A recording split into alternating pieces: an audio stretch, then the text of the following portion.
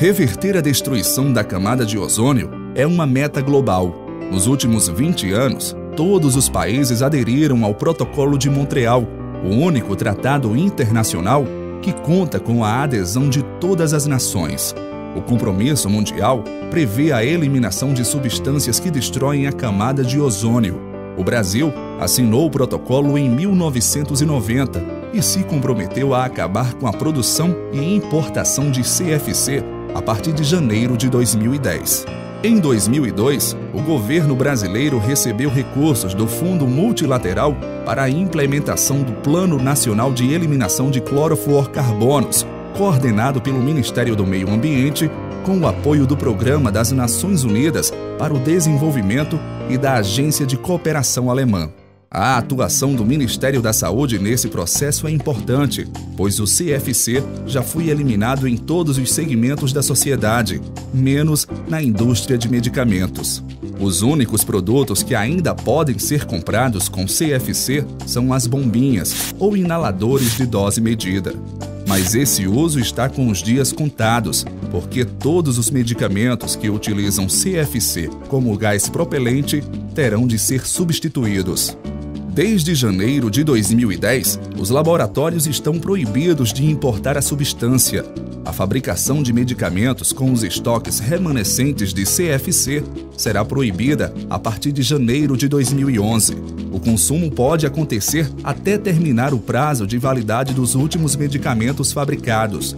Os medicamentos que ainda contêm o CFC em sua formulação passarão a ter em suas bulas e rotulagens uma frase de advertência informando os pacientes sobre a substituição.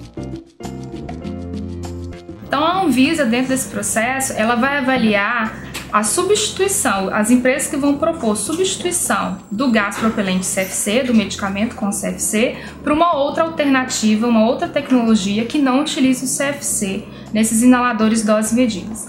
Não vai haver uma proibição da comercialização desses medicamentos no Brasil. O que a resolução determina são prazos e limites para as empresas poderem fabricar medicamentos utilizando o CFC ou importar medicamentos que possuam CFC como gás propelente. Então, a resolução determina que a partir de 1º de janeiro de 2011, as empresas não podem mais fabricar em território nacional medicamentos que utilizem o CFC como gás propelente.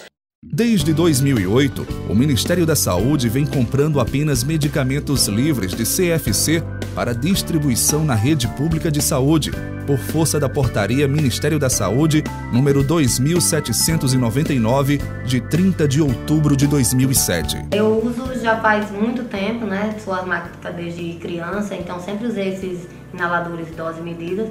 De um tempo para cá, aproximadamente uns 5 meses, é que substituí esse que é a base de gás, né, que contém gás, por esse que vem com pó. Na realidade, a diferença maior foi na qualidade de vida que eu senti. Por quê? Porque esse eu tomava 3, 4 vezes ao dia e ainda não me sentia segura.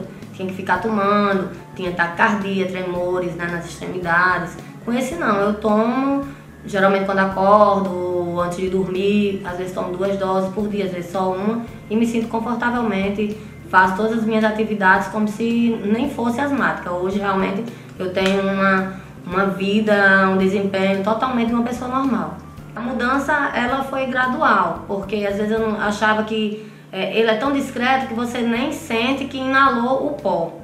Então eu ficava com aquela sensação de que não ia fazer efeito, porque eu não tinha sentido que tinha inalado o pó. E mesmo assim tinha que lavar a boca, porque você tem os restos do pó que fica no palato e você tem que retirar.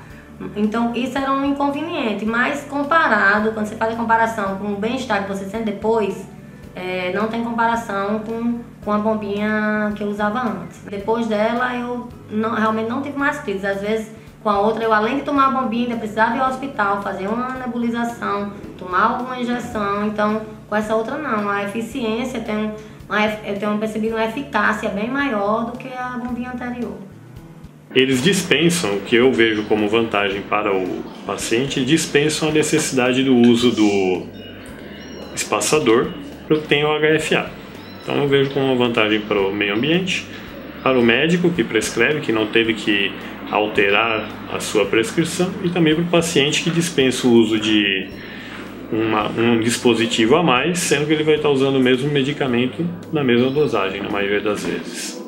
Tem uma pequena diferença que quando ele usava o medicamento que tem o CFC, ele tinha justamente que dar essa distância aqui em relação à boca, ou usar o espaçador, porque a velocidade da saída do jato era maior e acabava depositando mais medicação na orofaringe, né, nas vias aéreas superiores, e menos medicação no pulmão. Então isso causava irritação na garganta, tosse e alguns efeitos colaterais indesejáveis, que com o uso do medicamento com o HFA como propelente, isso vai diminuir bastante. A maioria dos pacientes nós não percebemos, eles não relatam diferença no uso da medicação. Eles acham que é a mesma coisa usar a bombinha com o CFC e a bombinha com o HFA.